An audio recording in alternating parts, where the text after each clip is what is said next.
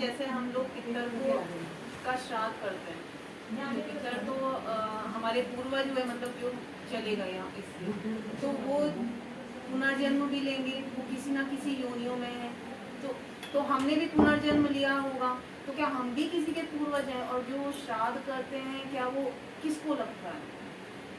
अब देखो, आपका जो प्रश्न है उसका एक उत्तर तो ये है कि ज़मीन में खोद लो कहीं भी, ऐसा कोई जगह नहीं मिलेगी जहाँ कोई दफनाया ना गया।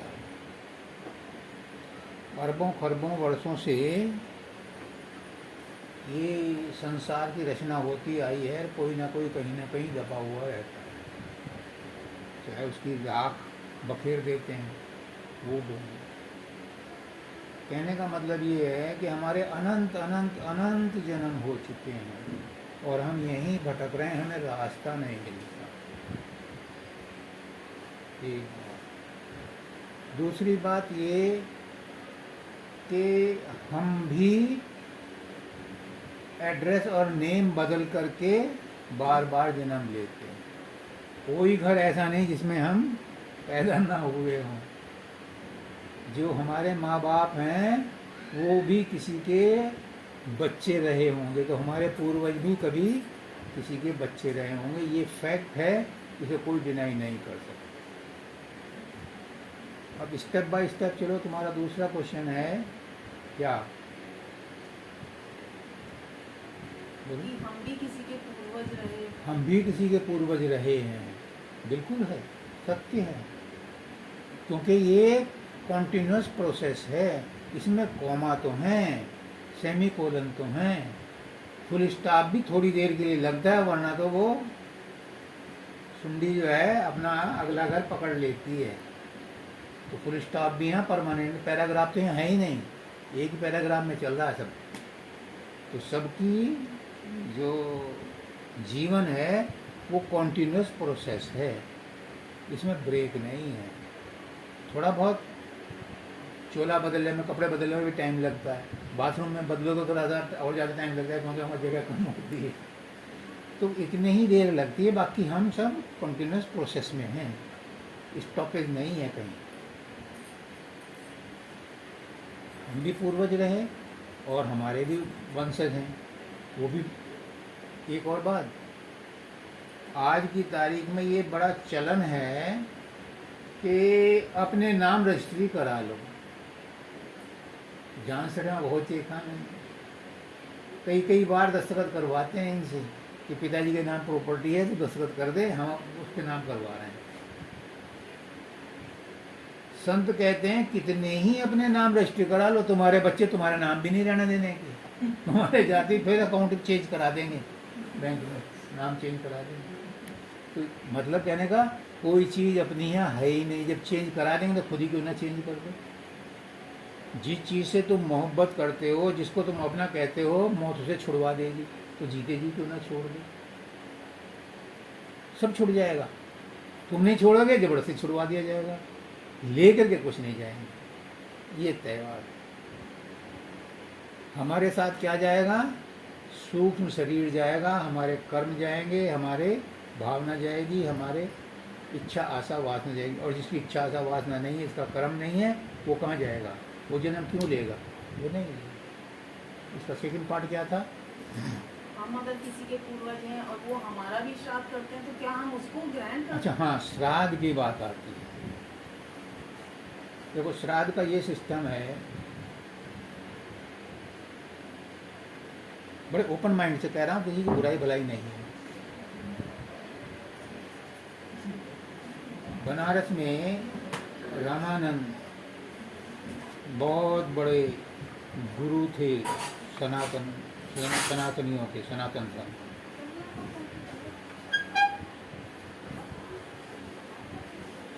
वो जो कहते थे वो नियम बन जाता था, जैसे कहते हैं ना अथॉरिटी, जो कह देते थे, क्योंकि उन दिनों इस संप्रदाय के वो अपने मास्टर थे, अथॉरिटी थे। तो कबीर साहब का कोई गुरु नहीं था। इन्होंने सोचा फिर अगर गुरु ही करना तो सबसे बड़े वाले को करूँगा। अब रामानंद तो इतने पर्दे नसीन थे कि वो तो छाया भी पड़ती, हमारी बुआ थी, अगर वहाँ से भंगा निकल के दोबारा ना आती थी, गांव में भी ऐसा करती थी, इतनी ज़्यादा छुआछूत थी उस समय। तो उन्होंने तरकीब सोची कि वो जो है गंगा की पैड़ी पर लेट गए और सुबह को उन्होंने देखा कि स्वामी जी जो है गंगा स्नान करने अंधेरी रात में मतलब अंधेरे में आते हैं सुबह सुबह। अब वो जो है उनके उसको पड़ गई, शरीर पर पड़ गई, तो उन्होंने कहा राम राम राम राम राम राम राम राम। अब कबीरदास ने मशहूर कर दिया कि मैं तो रामानंद का चेला हूँ, उन्होंने मुझे राम नाम का मंत्र दिया है। जब उनसे पूछा कि मैंने ऐसा कब कहा, पर्दे के पीछे पूछा कि जब मैं तुम सुबह सुबह अंधेरे में गए थे और आपने मेरे ऊपर अपने पैर रखे थे या खड़ाऊँ रखी थी और आपने कहा राम राम बच्चा राम राम राम राम बोलो, तो मुझे वो राम नाम है, वो उनको मान गया। अब उन्होंने जो है अपने गुरु को सही लाइन पर लगाने के लिए क्या तरकीब खेलते हैं, बहुत खेल खेला उन्होंने उनके साथ, और अपने उसमें बोलते हैं, लिखित पढ़े तो थे नहीं वो, कि मैंने उनकी रूढ़िवादिता को ख़त्म किया। गुरु तो भ्रम मिटाता है, लेकिन चेला भी गुरु के भ्रम मिटाता है। अब मैं आता तुम्हारे बात पर। उन्होंने कहा कि कबीर जाओ दूध ले, फिर तो आना जाना हो गया, फिर तो छुआछूत ख़त्म। एक दिन क्या हुआ, छुआछूत भी कैसे ख़त्म हुई। एक दिन कबीर साहब गए कि मुझे गुरु से मिलना है, तो दरबार ने मना कर दिया, वो तो संध्या कर रहे हैं, वो तो समाधि में। तो कबीर साहब ने कहा समाधि में नहीं है, वो जुत्ते वाले की दुकान पर है। उन्होंने उनको चांटा मारा जोर से। क्या कहते हैं हमारे गुरु के लिए, उन चूँकि वो समाधि में थे नहीं, नींद नहीं आ रही थी, मतलब समाधि नहीं लग रही थी। पहले दिन वो चप्पल लेकर के आए थे और वो काटती थी, तो वो ये सोच रहे थे कि आज जाऊंगा इसे बदल के लाऊंगा। तो वाकई में वो जूते वाले की दुकान पर थे। तो जब उन्हें रोता हुआ सुना तो उन्होंने कहा उसे बुलाओ, क्या बात है। वो आए तो क्या बात है कि आप जूते वाले की दुकान पर थे, पहले तो ये बताओ। हाँ मैं जूते वाले की दुकान पर था, मैं वो चप्पल काट रही थी, मैं बदलना चाहना था। बात तय हो गई। इसके बाद कबीर साहब बाहर बैठ गए और वो जो है अपना पूजा पाठ में लगे। वो कर्मकांडी थे बहुत ज़्यादा। अब हुआ क्या कि मुकुट तो पहले पहना दिया और माला पहनने ही नहीं दी थी। अब करें तो क्या करें, बहुत परेशान, बहुत देर हो गई। कबीर साहब बाहर से कहते हैं गुरुदेव उस माला की जो है वो कुंदी खोल लो और बना दो। वो कहते यार ये कैसा शिष्य है, बाहर बैठा हुआ देख रहा है। उन्होंने ये नहीं कहा मुकुट उतार, मुकुट तो उतरता नहीं, एक बार लग गया तो लग गया, नहाने के बाद दोबारा से लगेगा अगले दिन। उन्होंने कहा इसकी जो चेन है इसकी गुंडी खोल दो। मान गए उनका भ्रम मिटाने के लिए। उसके बाद क्या हुआ, उन्होंने कहा बहुत दिनों बाद कि आज जो है श्राद्ध करना है, दूध लेके आओ, खीर बनेगी। ठीक है गुरुदेव, जाता हूँ। अब वो बहुत देर हो गई, आए नहीं, तो वो अपना कुटिया से बाहर निकले, भाई देखें क्या हो रहा है। एक मरी हुई गाय पड़ी, उसके पास गाय घास डाल करके हरी हरी और बैठे। अरे क्या कर रहे हैं यहाँ, तो बाजार दूध नहीं लेना गया। हुजूर गुरुदेव माफ़ करना, मैं सोच रहा हूँ बाजार का बासी दूध क्यों लाऊं, मैं ताज़ा दूध लूँगा इस गाय से। इस गाय को ये पहले चारा तो खा ले तभी तो दूध देगी। अब मरी हुई गाय का चारा खाती है, अब तो तुम्हारे पुरखे जो हैं तुम्हारा घी खीर खाएंगे।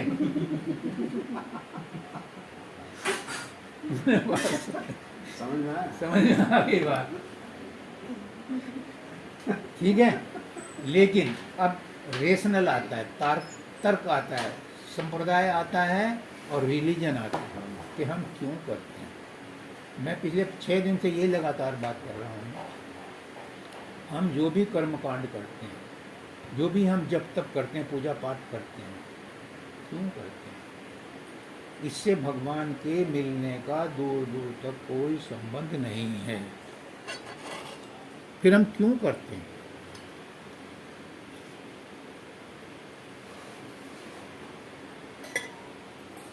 हम इसलिए करते हैं ताकि हमारा मन शांत हो जाए, हमारा मन शुद्ध हो जाए, हमारा मन पवित्र हो जाए, हमारा मन की भावनाएं ऐसी बन जाएं कि सबके लिए कॉर्डियल हो जाए, सबके लिए सॉफ्ट हो जाए।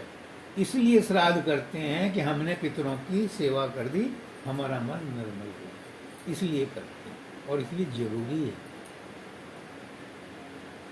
अपना मन साफ करने के लिए करते हैं, उनको पहुंचता नहीं पहुंचता कोई एक्नॉलेजमेंट नहीं आता, कोई ग्रीन टिक या सिंगल टिक या डबल टिक नहीं लगता व्हाट्सएप पे पहुंच के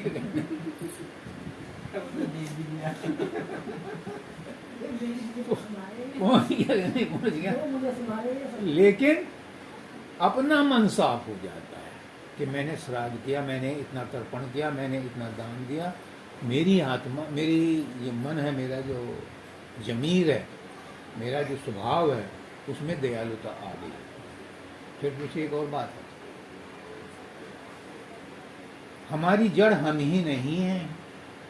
अभी मैंने बताया ना कि हम सनातन है, सनातन चले आ रहे हैं। तो अपने पूर्वजों का श्राद्ध करना, तर्पण करना इसलिए भी जरूरी है कि हम उनके प्रति वफादारी प्रकट कर रहे हैं, हम उनके प्रति अपना स्नेह प्रकट कर रहे हैं। परमात्मा कहाँ नहीं है? परमात्मा सब जगह। तो किसको दे रहे हो? उसी परमात्मा के सामने सिर झुका रहे हो, तो वो स्वीकार करता है। अगर तुम पंडित जी को ये समझ के कर रहे हो कि ये परमात्मा को दे रहा हूँ, पिता को नहीं दे रहा, परमात्मा को दे रहा हूँ, तब तो निष्काम कर। और पिता को दे रहा हूँ, श्राद्ध कर रहा हूँ, तो इसमें कामना है कि वो खुश होंगे, ये भूल जाओ। इस सोच से दो कि मैं परमात्मा को, परमात्मा का ही, तेरा तुझको अर्पण क्या लागे मेरा। लेकिन जब कोई छीन लेता है वो, तो बड़ा दिल धड़क होता है, पापा चले गए, कितना दिल दुखा, जबकि उसकी थी उसने ले ली। एक बुढ़िया थी, उसके शौहर थे, बुढ़ापे में जाकर उनको औलाद हुई, उसे बड़े लाड प्यार से रखा। एक दिन हाजी जी, जो काजी जी थे, वो कहीं दूसरे गांव में तकरीर करने का, सत्संग देने गए।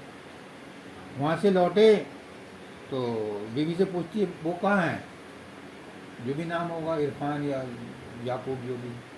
अब आप खाना खा लो, आ जाएगा, फिर खा लो। खाना खा लिया, वो नहीं आया, तो वो कहने लगी कि एक बात बताओ, अगर कोई चीज़ हमें रखने को दे दे और वो हज करके या अपना काम करके वापस लौटा 2-4 साल बाद, 10 साल बाद, तो क्या हमें वो चीज़ दे देनी चाहिए या अपने समझ के रख लेनी चाहिए? लाहौल विला कुब्बत, वो तो उसकी है, वो तो देनी चाहिए। ये तो हमारा ईमान कहता है कि जो हमारे पास कोई चीज़ रख दिया है, उसको वो चीज़ खुशी खुशी दे दो। अब तो आपका बच्चा भी जिसने दिया था वो ले गया।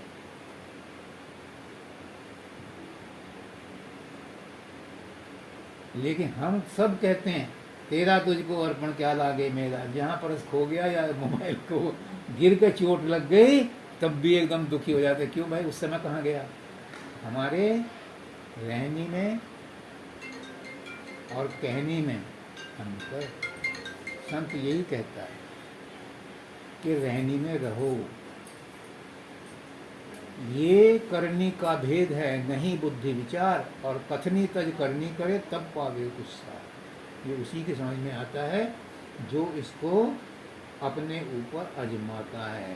सुनने से लाभ नहीं होता, उसे अंदर में उतर जाने दो, उस पर एक्शन लो। अब तुम कितने फॉर्मूले रख लो, अगर उसे अप्लाई नहीं किया तो वो किसी काम का नहीं। अगर उसे अप्लाई नहीं किया तो किसी काम का नहीं। और आत्मज्ञान भी विज्ञान है, इसके भी फार्मूले उतने ही सटीक हैं जितने साइंस के। वहाँ भी, बल्कि मैं तो इस हद तक कहता हूँ कि साइंस का फार्मूला गलत हो सकता है, आत्मज्ञान का फार्मूला गलत नहीं हो सकता। कैसे? मुझे नहीं पता, मैंने साइंस नहीं पढ़ा, मैंने सुना। H2 क्या है वो, ओ को मिलाते हैं तो पानी बन जाता है, ठीक है। एक बोतल में H2 रख लो, एक में O रख लो, क्या मिलकर पानी हो जाएगा? वो नहीं होगा। कब होगा? होगा केमिस्ट्री में यही है। नहीं होगा। कब होगा? जब उसे मिलाया जाएगा। और वो रिएक्शन कौन करता है? वही शक्ति परमात्मा करता है। लेकिन आत्मज्ञान के फॉर्मूले अप्लाई क्यों नहीं होते? क्यों नहीं होते? इसका कारण है, जिन्होंने इकोनॉमिक्स पढ़ी है वो जानते हैं, अन्य बातें समान रहें तो एप्लीकेबल होते हैं। लकड़ी में कील ठोक दो, आरी चलाओ, बसूला चलाओ, वो मना नहीं करती। आपको जरा तकलीफ हो तो दुर्द होता है, बस बस मुझे नर्क तोड़ो, मेरे कान मत ऐंठो। यानी आदमी में रेजिस्टेंस है, प्राकृतिक चीज़ों में रेजिस्टेंस नहीं है, उन्हें कैसे भी मोल्ड किया जा सकता है। आदमी मोल्ड नहीं होता, उसमें रेजिस्टेंस है, क्रोध भी है, प्रतिशोध भी है, प्रतिस्पर्धा भी है, तो हर चीज़ में रुकावट बनता है। इसलिए आत्मज्ञान के फॉर्मूले लागू नहीं, उतना बढ़िया रिजल्ट नहीं देते। क्या करते हैं? हमें सुमरन ध्यान बताया, मेडिटेशन बताया, तो एक पर्टिकुलर पोस्चर में बताया, वो दुखने लगे तो अपना यार इसमें जो है थोड़ा सा चेंज करने की ज़रूरत है। अपनी सहूलियत के हिसाब से अपना भजन पूजन करना शुरू कर देते हैं। उन्होंने कहा आधा घंटा बैठना है, अरे यार 3 बार में आधा घंटा कर लेंगे। इसी तरह से अनेक चीज़ों में हम अपनी सहूलियत ढूंढ करके उस नियम को तोड़ देते हैं, तो फिर उसके रिजल्ट वो सटीक नहीं होते जो होने चाहिए। जो साइंटिस्ट हैं ये भी अपनी लैब में बैठ करके खूब अध्ययन करते हैं और मनन करते हैं, और जो ऋषि मुनि होते हैं ये अपने अंदर की लेबोरेटरी में अंदर घुस करके एक्सपेरिमेंट करते हैं और तब फॉर्मूले बनाते हैं।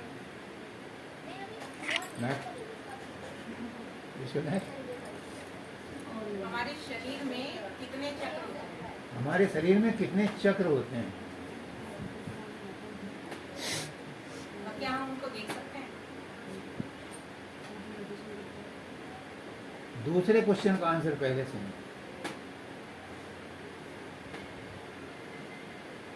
जो देखना चाहता है वो चमड़े की आंखों से नहीं देख सकता। जितने वो सूक्ष्म है उतने ही सूक्ष्म बनो तो देख सकते हो। उसे पहचानने के लिए, उसे देखने के लिए आपको वैसा बनना पड़ेगा। अगर आप सोचते हैं कि बच्चे की मैं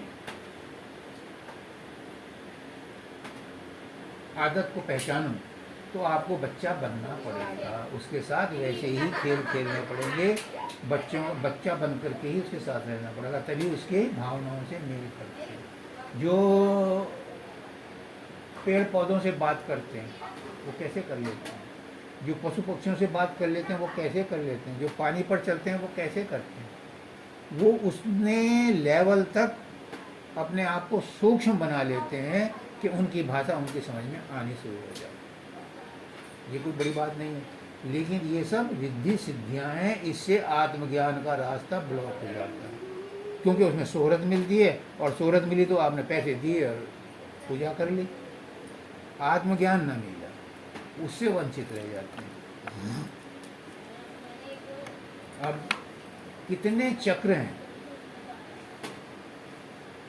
पहली बात तो ये है कि तुम चक्र के चक्कर में क्यों पड़ते हो,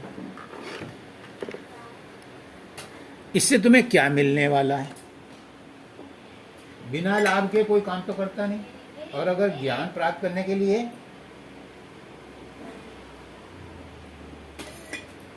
तो बताता हूं। हमारे 6 चक्र तो स्थूल शरीर में है, जिनका जिक्र आज इन्होंने किया। मूलाधार गुदा में, स्वादिष्ठान इंद्री में, पेशाब का रास्ता, फिर स्वादिष्ठान नाभि, यहाँ विष्णु भगवान रहते हैं, नाभि में, फिर हृदय में अनाहत चक्र, फिर कंठ चक्र, और ये तीसरा तिल, इसको कहते हैं चटाचट। ये हैं स्थूल शरीर के। संत इनमें नहीं उलझते, कहते हैं कि जब यहाँ तक हमने मेहनत करी, उम्र खोदी, क्या मिला? आत्मा तो न मिली, आत्मा के दर्शन तो नहीं हुए, आत्मा के दर्शन तो इससे ऊपर होंगे। एक दिन इन्होंने कहा था कि घट में निवास करो। हमारे घट दो हैं, एक यहाँ से नीचे का और एक यहाँ से ऊपर का, और दोनों एक दूसरे के उल्टे ऐसे रखे हैं, जैसे दो दिए को ऊपर नीचे रख लो। नीचे तक तो हमारी अप्रोच है, ऊपर तक हमारी अप्रोच नहीं है। मैं तुम्हें एग्जाम्पल बताता हूँ, उससे जल्दी समझ में आएगा।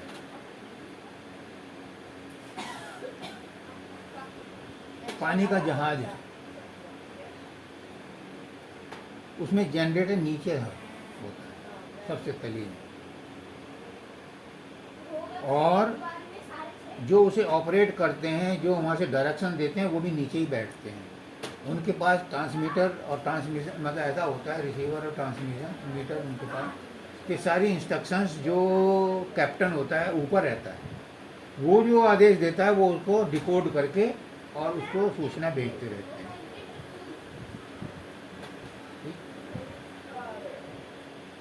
पानी के अंदर जो वो जनरेटर है वो हमारा अनसाउंड माइंड है, वहीं से सारी चीज़ें चलती रहती हैं। ऊपर में जो ऑपरेट कर रहा है कैप्टन, वो उसका जागृत मन है, वो उसमें ऑपरेशन करता है, सारा कुछ उसको यूज करता है। तो क्या होता है कि जब तक हम, एक ऑर्डिनरी बात है, बहुत मामूली सी, लेकिन इसका अध्यात्म से बहुत संबंध है। आप किसी दिन शुद्ध मन से अपने मन को ऑर्डर दो, सुबह को 4 बजे उठा देना, अलार्म मत लगाओ, तुम्हें 4 बजे सुबह को उठा दे, अगर शुद्ध मन, और जिसको नींद नहीं आती वो एबनॉर्मल केस है, एबनॉर्मल है, लेकिन 90% केस में ये सफल है कि अगर कोई आदमी ये सोच के उठ जाए, मतलब सो जाए, ये सोच के सोते हुए उसको इंस्ट्रक्शन दो कि सुबह को 4 बजे उठना है, वो 4 बजे जगा देगा आपको, चाहे टॉयलेट के लिए या किसी भी काम के लिए। वो ऐसी अनइजीनेस पैदा कर देगा कि आपको अलार्म है, क्यों है? इस वजह से और जल्दी हो जाता और है। 2-2:30 जल्दी उठना है, 2-2:30-3 बजे से हो जाता है। खैर, मेरा अपना अनुभव में तो अपना बता रहा हूँ। मतलब 2:30-3 बजे से ऐसा होना शुरू हो जाता है, उठना है, उठना है। वो अलग अलग डिपेंड करता है ना, मैं पता है ना, शुद्ध मन हो तो वो उस इंस्ट्रक्शन को कैच करता है, और चूंकि वो कमांडर है पूरे शरीर का, कंट्रोलर है, तो उसके बिना काम भी नहीं चलता। तो हम अलार्म लगा देते हैं ताकि वो जो है एक्सटर्नल डिवाइस लगा दी और उसने हमें जगा दिया। लेकिन अगर आप उसको फीड कर दो डाटा, तो वो अपने आप भी जगा देगा। तो ये बात थी मन के चक्र की, कि मन के चक्कर में क्यों पड़ते हो। हमारा पर्पज तो इन्हें छोड़ने का है, लेकिन फिर भी ऊपर वाले मन को अगर इंफॉर्मेशन चली जाए तो वो इंफॉर्मेशन को रिट्रीट करेगा, उसे रीडिस्कवर करेगा और आपको कॉल बैक करेगा कि आपके रिकॉर्ड में ये चीज़ मिली मुझे आपसे। हमारे साथ एक लड़का था 9th में, बड़ा इंटेलिजेंट था, बहुत इंटेलिजेंट। कोई भी टीचर उससे कुछ क्वेश्चन पूछता था, हम तो भोंदू थे, वो अपना सिर खुजाता था यूं और फटाक से आंसर देता। कंसंट्रेशन उसकी इतनी ज़बरदस्त थी कि वो जरा सा भी कंसंट्रेट होता था, सिर खुजाता था, फौरन जवाब आता था। क्या है ये? सब कुछ आपके अंदर मौजूद है, अगर उसे आप ट्रेस करो। डिस्टर्ब माइंड से ट्रेस नहीं हो सकता, वो शांत माइंड से ही ट्रेस होता है, तो वो वहाँ से जवाब मिलता है। तो 6 चक्र तो नीचे गए और 6 चक्र यहाँ के और 6 चक्र ऊपर के, 18 चक्र। किस किस को याद करोगे? 18 चक्र हमारे हमारे तीन शरीर है हमारे, स्थूल शरीर, सूक्ष्म शरीर और कारण शरीर, और शरीर के 6 चक्र हैं, कोई कम क्यों रहेगा ये बताओ। तो हमारे गुरुजी कहते हैं कि इन चक्रों को पार करना है, तभी तुम अपने डेस्टिनेशन पर पहुंचोगे। लेकिन चक्कर के चक्कर में मत पड़ो, अपना study and slow and study वेदारे, तुम धीरे धीरे चलते रहो, चक्र अपने आप पार हो जाएंगे। शुरुआत हम यहाँ से करते हैं, हम नीचे के चक्रों को घुसते ही नहीं, क्योंकि उनमें पुराने जन्मों में कितने कर लिए, अब उनकी यूटिलिटी नहीं रही। जब हम यहाँ से शुरुआत कर सकते हैं तो हम नीचे के चक्रों में क्यों समय करते। और ये चक्र आपके उपनिषद में भी और आपके सब में लिखा हुआ है कि ये चक्र इनका लास्ट है और हमारे यहाँ से शुरुआत है। उसके बाद आपने गायत्री मंत्र देखा, गायत्री मंत्र में 7 पद हैं, 7 स्टेप। ओम भू, ओम भुव, ओम शिवय, ओम मय, ओम जनय, ओम तपय, ओम सत्यम। और सत्यम क्या है? ये उनका डेस्टिनेशन है। 6 चक्र हैं ये, और ये टॉप है। जैसे नीचे के 6 चक्र हैं, ये टॉप है, ऐसे ही मानसिक ये 6 चक्र हैं और ये टॉप। और हमारा 3 चक्र और ऊपर चलते हैं। 3 क्यों होते हैं? एक में 2-2 होते हैं, एक चक्र में 2-2 चक्र होते हैं, ये 3 चक्र ऊपर होते हैं। ये है संत मत के 3 चक्र, जो 6 चक्र आत्मा के। और पूछो, आपने अनकॉन्शियस माइंड को कैसे जगा? Good question. ये मान के चलो कि जो तुम माइंड को यूज कर रहे हो, तो क्या हर आदमी इंटेलिजेंट से भी इंटेलिजेंट, कितना ही वो इंटेलिजेंट हो, जो उसके पास बुद्धि है, दिमाग है, जो उसके पास मन है, उसका 1/10 यूज करता है। 1/10। आप एक क्यूब पानी में डालो, 9/10 डूबी रहती है, 1/10 ऊपर दिखाई देती है। उतने से ही हम सब काम चला रहे हैं, 1/10।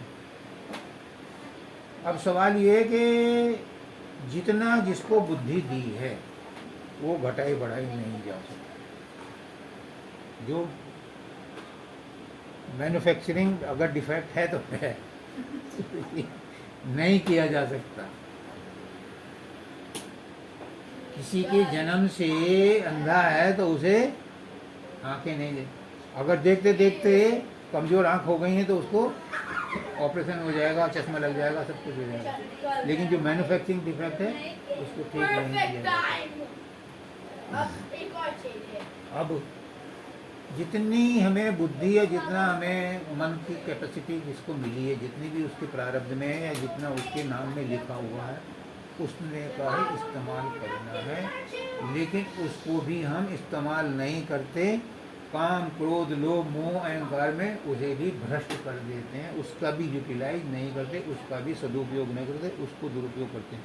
बस संत ये कहता है, जो तुम्हें मिला हुआ है उसका सदुपयोग कर लो, ये पर्याप्त।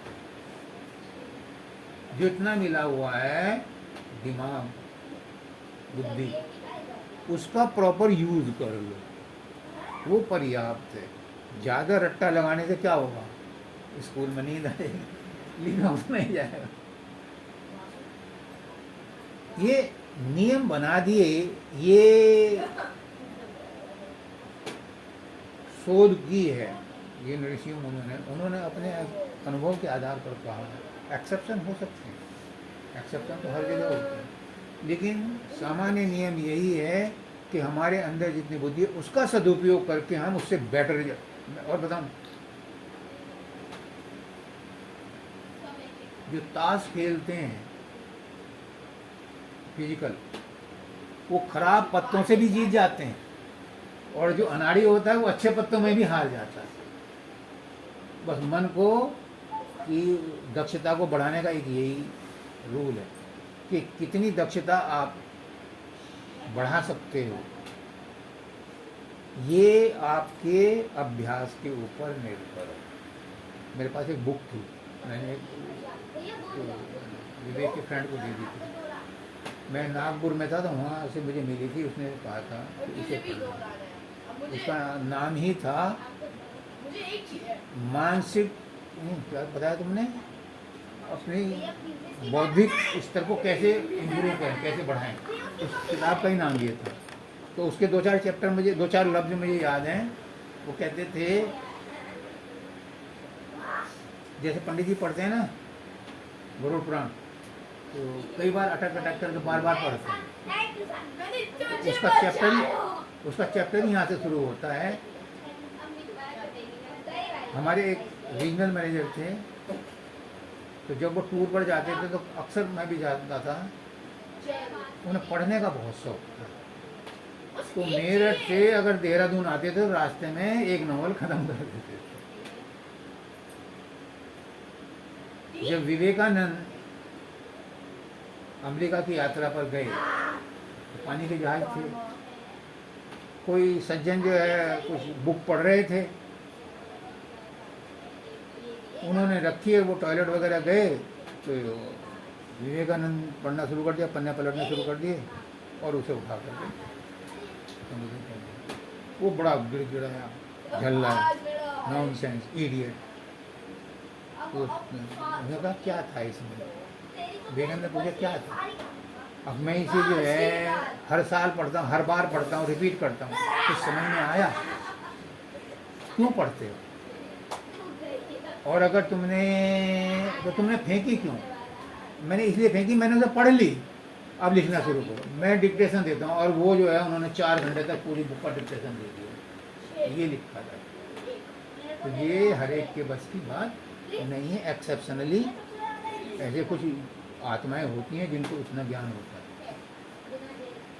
तो मैं कह रहा था कि इन चीज़ों को इम्प्रूव करने के लिए उसने 2-4 चीज़ें बताई कि आप पहले तो एक एक लेटर पढ़ो, फिर उसको जो है क्लब करके पढ़ो, फिर तुम्हारी स्पीड इतनी बढ़ जाएगी कि आप पूरी लाइन एक बार जो है रीड कर लो। ये पढ़ने की दक्षता को बढ़ाना।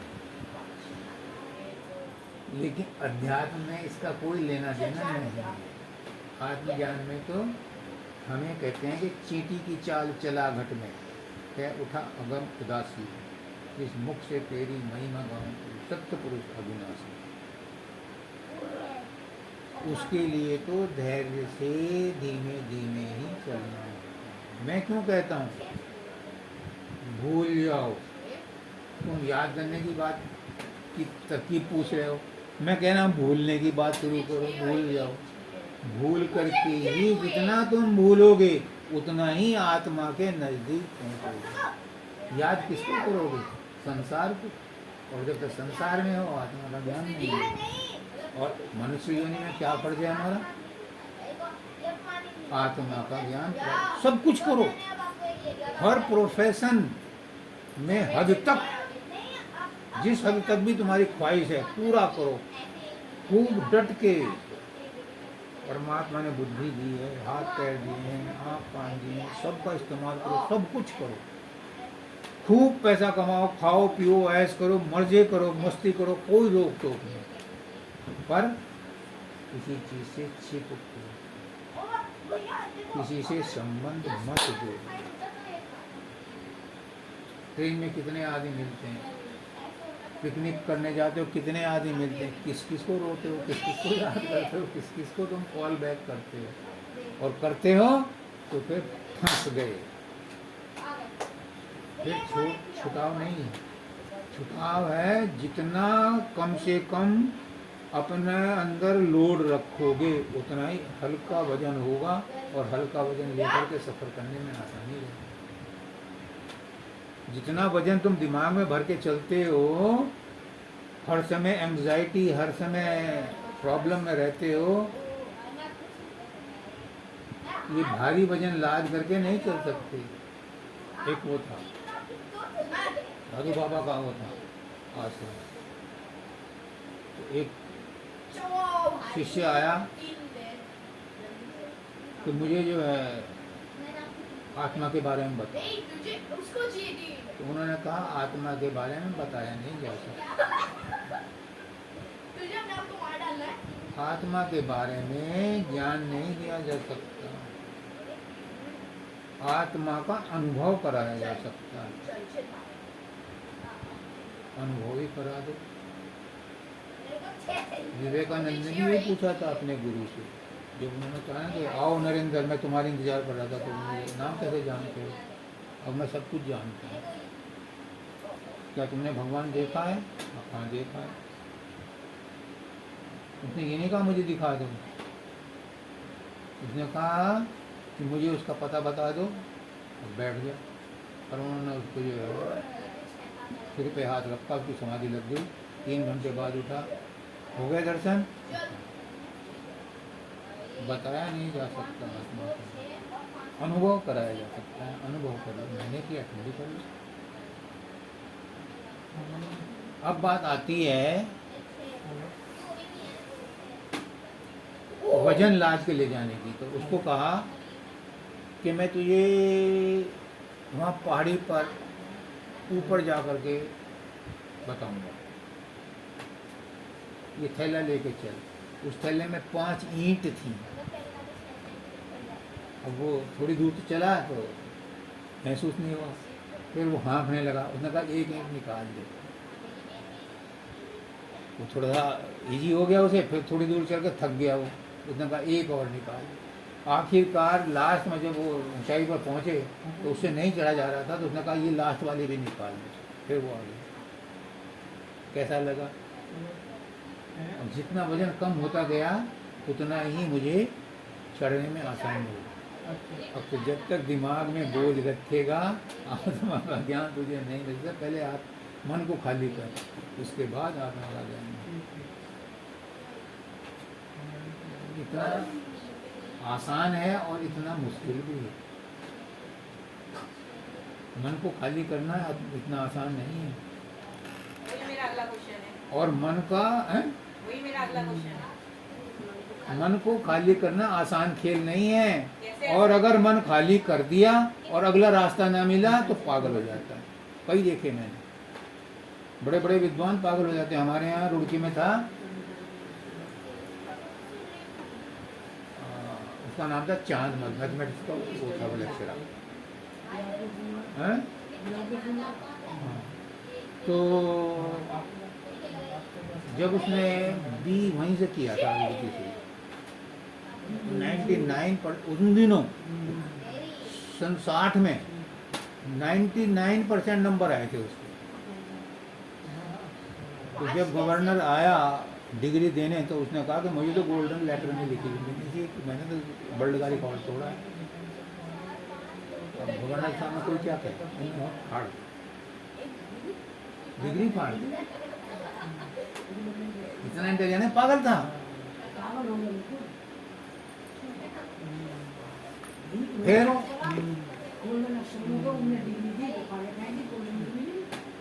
फिर क्या हुआ कि उस पर डिग्री नहीं थी, कहीं नौकरी नहीं कर सकता। उसकी बीवी ने कहा जब शादी हो गई, कहते हैं ना कि शादी हो जाएगी तो दिमाग ठीक हो जाएगा। शादी हो गई तो उसकी बीवी ने कहा डिग्री तो तुम्हारे पास है नहीं, लेकिन तुम अगर इतने इंटेलिजेंट है तो आईएएस पास कर। उन्होंने आईएएस पास करा, डिग्री नहीं थी, आगे नहीं गया, लेकिन उसने पास किया। क्या करता? फिर यूनिवर्सिटी ने स्पेशल अपना मीटिंग करके कहा कि इसको एज इट इज लेक्चरार ही रहने दो, लेक्चरार की पद दे दिया उसको। तो वो क्या करता था, हमारे यहाँ से 50 रुपए का ट्रेवलर चेक खरीदता था और होटल पोर्टरेस में जाकर के चाय पीता था और बाकी क्या था पैसे भरने का। मतलब ज़्यादा पढ़ना लिखना, ज़्यादा होशियार होना भी एक पागलपन की निशानी बन जाती। इसलिए मन को खाली तो कर दिया। ब्यास, हमारे ब्यास के सत्संग भी हैं, उनको बताया जाता है वो रिलीजियसली बहुत साधन अभ्यास करते हैं, लेकिन अगर उन्हें रास्ता अगला नहीं होता, क्या है वहाँ एक एक सत्संग में जब बड़े बाबा सत्संग देते हैं 20-20 लाख आदमियों की प्रेजेंस होती है, अटेंडेंस होती है जो सत्संग देते हैं। तो वहाँ सत्संग नहीं सुनता कोई, 200-250 कैमरे लगे होते हैं, उनमें वो देख करके और उनके माइक से सुन करके तसल्ली करते हैं। तो वहाँ फेस टू फेस जो तुम क्वेश्चन आंसर करते हैं, वहाँ फैसिलिटी नहीं है। तो उससे उससे क्या होता है, जब उन्हें अपने प्रश्नों को उत्तर नहीं मिलते तो वो कुंठित हो जाते हैं, और कुंठित हो जाते हैं तो पागलपन की हद को पार कर लेते, डिप्रेशन में आ जाते हैं, और डिप्रेशन की लास्ट स्टेज पागलपन। इसलिए मैं सबको नहीं बताता, बड़ा जो मतलब जिम्मेदारी का काम है, किसी के जीवन से खेलना अच्छी बात नहीं। इसमें पेशेंस बहुत जरूरी है, उसका साइंटिफिक रूल है, नियम है। मैंने बताया मन के अंदर बहुत प्रचंड शक्ति है, और आपने उसकी प्रचंड शक्ति पर बांध लगा दिया, तीर में बांध दिया। अगर उसे ना निकाली तो वो ओवरफ्लो होकर के पास पड़ोस को सबको तबाह कर देगा। इसलिए धीरे धीरे रे मना, धीरे सब कुछ हो, माली सींचे 100 घड़ा ऋतु आया। धीरे धीरे चलो, आहिस्ता आहिस्ता आहिस्ता आहिस्ता। जो जल्दबाजी करते हैं उनको गुरु कहता है कि जल्दी का काम शैतान है, क्योंकि वो हजम नहीं होती, वो ओवर हो जाती है। इसलिए आत्मा का ज्ञान प्राप्त करने के लिए मन को रोकना पड़ता है, और मन रोक करके उसमें शक्ति बढ़ जाती है। जब शक्ति बढ़ जाती है तो किसी भी तरफ लग सकती है, किसी को भी तोड़ सकती है। अगर एक शराबी है तो वो ज़्यादा शराब पिएगा, एक कामी है तो वो ज़्यादा कामी बन जाएगा, एक क्रोधी है तो उसका गुस्सा और ज़्यादा बढ़ जाएगा। इसलिए हर एक को नाम नहीं देते, हर एक को दीक्षा नहीं देते, क्योंकि उसकी वही आदत बढ़ जाएगी जिसमें वो लत है। पहले उसको साफ करो। मैं कहता हूँ छोटी छोटी बातों से अपने मन को साफ करो। जब मन साफ हो जाएगा फिर साधन अभ्यास की भी जरूरत नहीं है। हमारा पर्पज़ क्या है जिंदगी? अगर मन, कहते हैं गांव में कहावत है, मन मेरा निर्मल भया, ये कबीरदास जी कहते हैं, मन मेरा निर्मल भया जैसे गंगा नीर, और पाछे पाछे हरी फिरे कहत कबीर, कबीर फिर पीछे पीछे भगवान को चलते हैं उसके। हमारे गांव में कहावत है, कटौती में गंगा, मन चंगा तो कटौती में गंगा। अगर मन चंगा है, मन साफ है, तो अपने कटौती में नहा लिए तो वो भी गंगा ही है। सबसे बड़ी बात है मन को साफ करना। सारा चक्कर मन का, सारा खेल मन का। मन नाचना चाहता है, और मन किसी के बस में भी नहीं आता। जो कहते हैं ना, अच्छे अच्छे ऋषि मुनि गिर जाते हैं।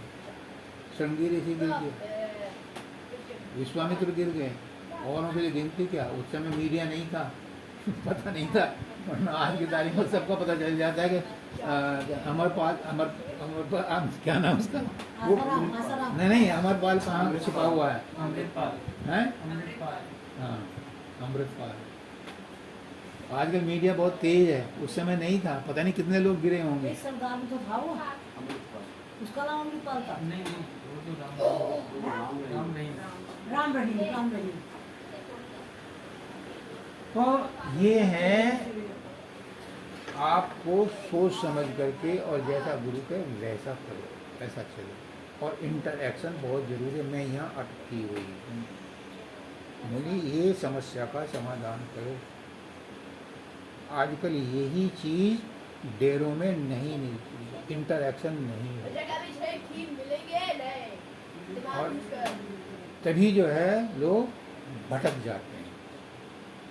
आत्मज्ञान बुरी चीज़ नहीं है, इसके लिए तो हमें जन्म मिला है।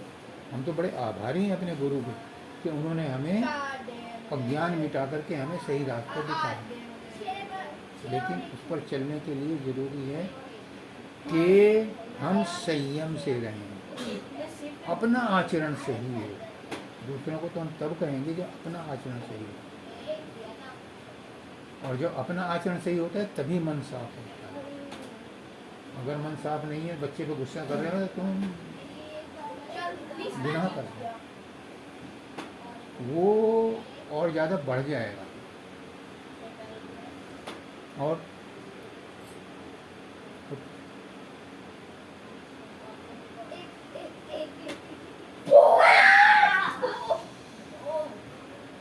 बच्चों को गुस्सा नहीं करना चाहिए, हैं? बच्चों को गुस्सा नहीं करना चाहिए। देखो, जब बच्चों को गुस्सा करने के दिन खत्म हो गया। एक मिनट बताओ, हम सब लोग उसी थैली के चट्टे बट्टे हैं। हर आदमी हर औरत कहता है तूने मुझे गुस्सा दिला दिया। मैं तो गुस्सा नहीं करती, तूने मुझे दिला दिया। क्या उसने कोई पुड़िया दी, क्या उसने इंजेक्शन लगाया, क्या उसने स्प्रे किया? गुस्सा कहाँ से आ गया तुम्हें? तेरी बातों से आ गया, तेरे काम से आ गया। ये बहाने हैं। गुस्सा तुम्हारे अंदर था, है, वहीं से निकला है। तुम बहाना ढूंढ रहे हो कि तूने मुझे गुस्सा दिलाया। गुस्सा कोई नहीं दिलाता, गुस्सा अंदर है, वो एक्सप्रेस हो। नहीं, मैं भी आपको प्रैक्टिकल बात बता रहा हूँ कि सबके साथ होता है। नहीं, बच्चों को तो मैं यही कहना, तुमने गुस्सा दिलाया। हाँ, बच्चे ने गुस्सा नहीं दिला, हमारे अंदर गुस्सा ना होता। उनकी हरकतें देख के हमें गुस्सा आया ना। हाँ जी, क्यों? क्योंकि ये अंदर पहले से मौजूद है। अगर मौजूद ना होता तो कहाँ से आ जाता? तो आपने अपनी कमी को बाहर निकाला और दोष दूसरे को दे रहे हो। कमी अपने अंदर है, दोष दूसरे को दे रहे हो। तो ये बातें कब समझ में आती हैं? जब हम उस चीज से ठोकर लग जाती है, टक्कर लग जाती है। बच्चा तो एक छोटी सी बात है, मैंने कहीं पढ़ा था, एक आदमी था, वो कूलर की या एसी की अपने आप ही सर्विस करता, अपने घर का ही मैकेनिक करता था हमारा भाई।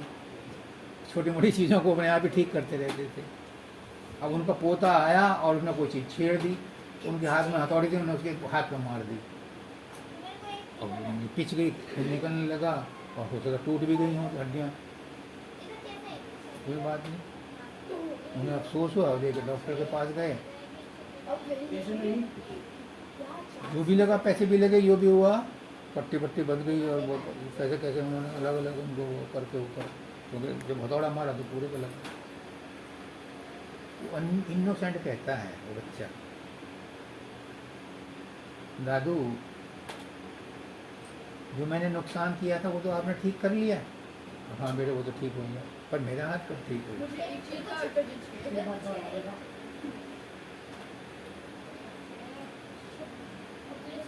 बच्चे ने जो भी हरकत की थी गुस्सा दिलाने के लिए नहीं की थी, गुस्सा मेरे अंदर था, वो आ गया। बच्चे ने तो अपने नॉर्मल वे में, इनोसेंट वे में हरकत की, लेकिन वो सोचना तो मुझे चाहिए था कि इसका अंजाम क्या होगा।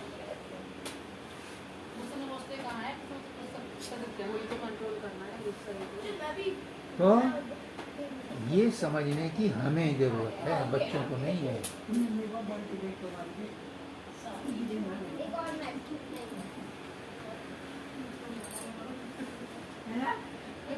अरे गुस्से की बात नहीं है, छोटी छोटी चीजें हैं, बहुत मामूली मामूली बातें हैं। आप सब कहते हो मेरा पति मेरा कहना नहीं मानता, पत्नी कहती है पत्नी कहती है मेरा पति मेरा कहना नहीं मानता, और पति कहता है कि मेरी पत्नी मेरा कहना नहीं मानती। अब मैं एक छोटी सी वो देता हूँ, ठीक है तुम पति पत्नी हो, लेकिन दोनों के सीपीयू इंडिपेंडेंट हैं। सबके अंदर इंडिपेंडेंट सब कुछ मौजूद है। हमारा परिवार है, हमारे संबंध हैं, हमारे रस्म रिवाज ऐसे हैं कि हम पति पत्नी हैं। मेरा कहना नहीं मानती मतलब मेरे मन की कही हुई बात नहीं करती। क्यों भाई, उसके अंदर भी तो इंडिपेंडेंट मन है, वो अपने मन के हिसाब से कर रही है, तो फिर तुम क्यों नहीं मान लेते? अगर वो नहीं माने तो तुम मान जाओ। इसीलिए कबीर साहब ने कहा है, एक ने कही दूसरे ने मानी, कहें कबीर दोनों जने, फिर झगड़ा नहीं होगा। ये कह रहे थे, मैं सब सुन ली नहीं, और बता देंगे जो तो तुम इनसे पूछ लो। हाँ जी, मेरे तो दिमाग से सब इरेज हो गया, मुझे नहीं पता। ये इरेज कैसे किया जाता है? मतलब शुरू से लेके जब जब झगड़े हुए, जैसी जैसी बातें सब यादें मुझे और जब दोबारा झगड़ा होता है ना तो सब रिमाइंड हो जाता है। पुरानी बातें याद आ जाती हैं। हम तो याद रखते नहीं, तभी तो लड़ाइयाँ ज्यादा होती जब तुम याद रखते हो। मतलब कैसे भूल मैंने जाओ आज हमारे झूठ का साथ। बोल रहा हूँ। ठीक है दो ठीक है दिन ना। भूल गए कि सब कैसे erase किया जाए। ये तो सुनती है, ये तो याद आता है भी अगली बार याद है। तुम्हें छोटी छोटी चीजें याद हैं। इसका मतलब तुम संसार में हो, तुम मन के अंदर हो। वो कैसे हटाए? भूलना शुरू करो। भूल ही तो नहीं जाती है। भूल जाते हैं सब कुछ, पर जब दोबारा जब झगड़ा दोबारा होता है से तो तो फिर वो पुरानी सारी बातें फिर याद आ तो जाती है। एक दिन में नहीं आता ये। इसके लिए जितने दिन सीखें उतने दिन नहीं तो कम से कम कुछ समय करो। एक आदमी आया बाबा फकीर के, एक कमरा लेकर रहेंगे। बाबा फकीर के पास एक आदमी मैं आया। अलग रह लूंगी। बाबा फकीर के पास एक आदमी आया। वो अमेरिका में रहता था, यहाँ भी रहता था, अमेरिका भी रहता था, मतलब ग्रीन कार्ड होल्डर था। तो 2-4 साल वहाँ रहता था, कभी वहाँ था। एक दिन वो सत्संग में आया और बाबा से बात करी कि बाबा मेरा मन बहुत अशांत है।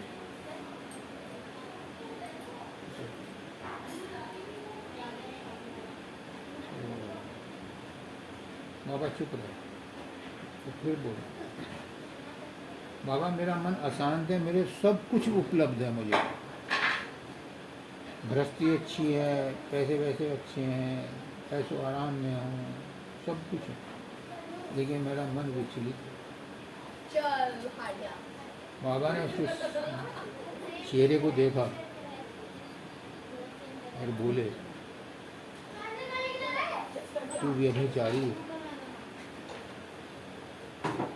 अब वो जो है गर्म हो गया। आप कैसे करें? मैंने अपनी पत्नी के अलावा किसी को टच भी नहीं किया।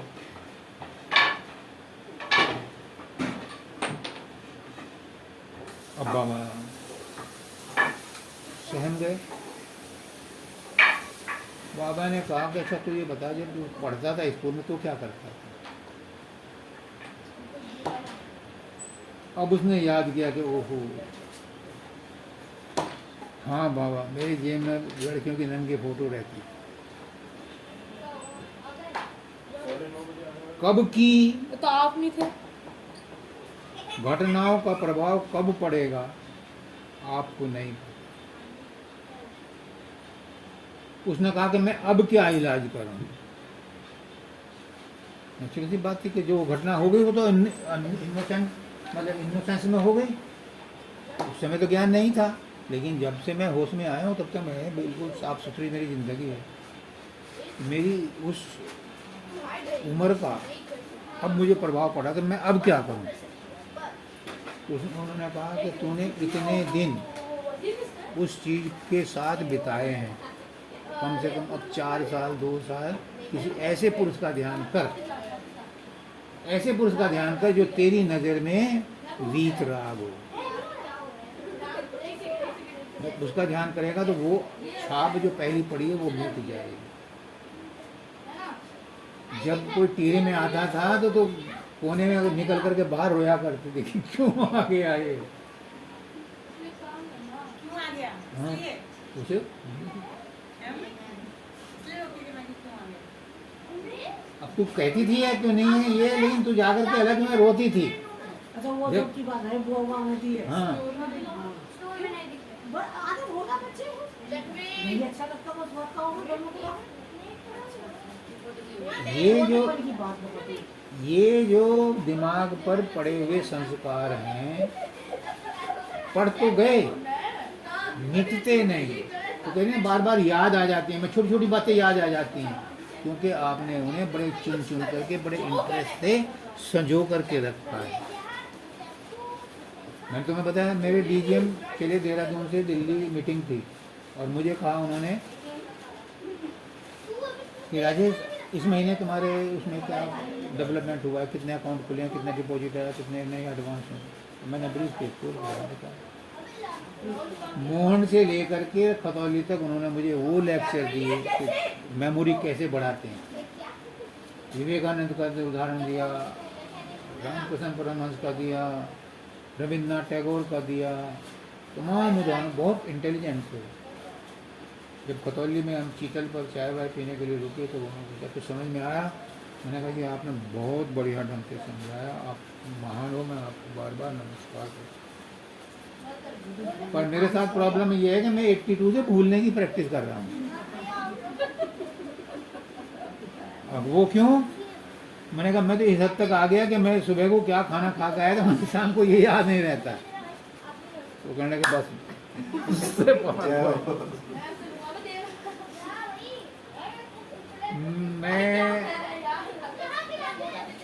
मैंने गाड़ी बुक कराई थी NE 118। तो इनके मामा जी मिले, उन्होंने कहा वो तो बहुत महंगी गाड़ी है, क्या करेगा, पेट की इकोनॉमी मॉडल निकला है और वो 70-80 हज़ार रुपये में आ रहा बोले। तो मैंने कहा ठीक है, मैंने वो कैंसिल करा कर पैसे मंगा लिए और ये और मुझे बताया कि दिल्ली में इतने की मिलेगी, आनंद में इतने की है और दमन में इतने की। तो मैंने कहा कुछ सीधा दमन से, वहाँ सेल टैक्स नहीं है, वहाँ 80,000 में थी। हैं? ये 84-85 की। तो मैं आया खतौली, पहले तो जानसर आया, जानसर से फिर खतौली आया। खतौली से मेरा फ्रेंड था, उसके हमारा सत्संगी है, मैंने उसे जिक्र किया कि इस तरह से वहाँ जा रहा हूँ। तो उनके पास एक और कस्टमर बैठा था, बाबूजी ऐसा करो, मेरा ड्राइवर भी आपके साथ जा रहा है, भाई एक ड्राफ्ट मेरा ये बना दे, और ऐसा करो कि यहाँ से गाड़ी ले करके जाओ और एक ड्राइवर एक्स्ट्रा लेके जाओ, ताकि दोनों गाड़ी को साथ में ले आओ। नहीं, कोई और। हम वहाँ पहुँचे तो जैसे हनुमान जी ने अशोक वाटिका उसमें देखा ना, मुझे बहुत भूख लगी, फल बहुत लग रहे हैं, उन्होंने खूब खाए। तो हम जब वहाँ पहुँचे रात को 12-1 बजे, मैंने कहा तमाम गाड़ियाँ दूर तक समुद्र की तरह से गाड़ियाँ खड़ी थी। मैंने कहा मज़ा आ गया। जब सुबह को डीलर के पास गए तो उन्होंने कहा जी यहाँ तो इलाहाबाद हाई कोर्ट भी, सुप्रीम कोर्ट के भी और अलग अलग जगह के तमाम मिनिस्टर आए पड़े हैं, नंबर लग रहा है, आप ड्राफ्ट जमा कर जाओ और ये मेरा दिल्ली का एड्रेस है, वहाँ से दिल्ली से गाड़ी कलेक्ट कर लेंगे। नहीं यहाँ रुकना चाहो, घूमना चाहो गोया उसमें दमन द्वीप में, तो घूमो आराम करो, हफ्ता भर लगेगा। तो हमने वो टैक्सी वाले को छोड़ा नहीं था, हम उसी में वापस आ गए, ड्राफ्ट उसको दिया है। मेरा डीएम पूछता है कि तू दमन क्यों गया, अगर नारियल वहाँ सस्ता मिलता है लंका में तो तू लंका जाएगा खरीदने के लिए। तू जानता है उसको डीलर को जिसको पैसे दे के आया ना दी, मैंने मेरा क्या बिगाड़ लेगा।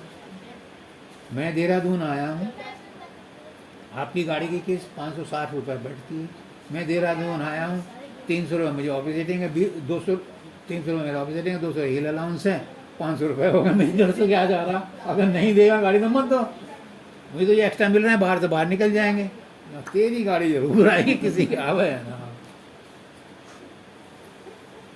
वो हमने कितने साल चलाई, 40,000 की बेच दी।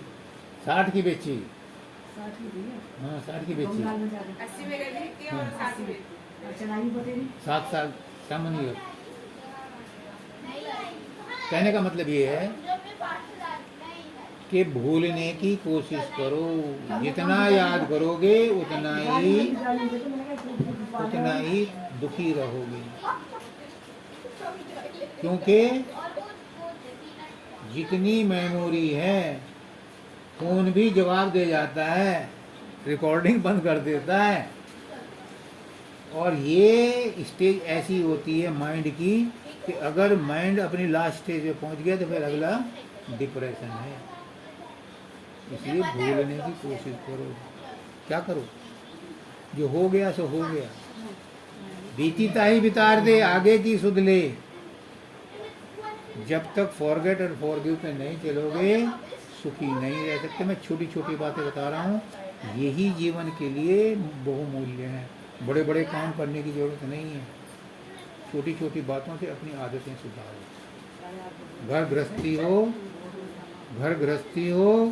घर गृहस्थी में सब कुछ करो, सबके साथ प्रेम मोहब्बत से रहो। कोई कुछ कह दे भूल जाओ। Forget। फूट हो गया It's I एक और बात, हमेशा मन में अबे ये आएगा हमेशा मन में दूसरों का हित रखो। भगवान सबका भला है, सबको सद्बुद्धि दे, सबको सद्ज्ञान दे। ये संस्कृत में श्लोक है, सर्वे भवन्तु सुखिनः, सर्वे सन्तु निरामयाः, सर्वे भद्राणि पश्यन्तु मा कश्चित् दुःखम्। हमारे गुरु जी कहते हैं किसी और का भला हो या ना हो, तुम्हारा भला हो जाएगा, क्योंकि ये दूसरों का भला सोचते सोचते तुम्हारा मन साफ हो जाएगा, तुम्हारा भला हो जाएगा, औरों की जिम्मेदारी तो उसकी है, हमने ठेका नहीं दी। इसलिए छोटी छोटी बातों पे गौर करो, देखो, इंट्रोस्पेक्शन करो।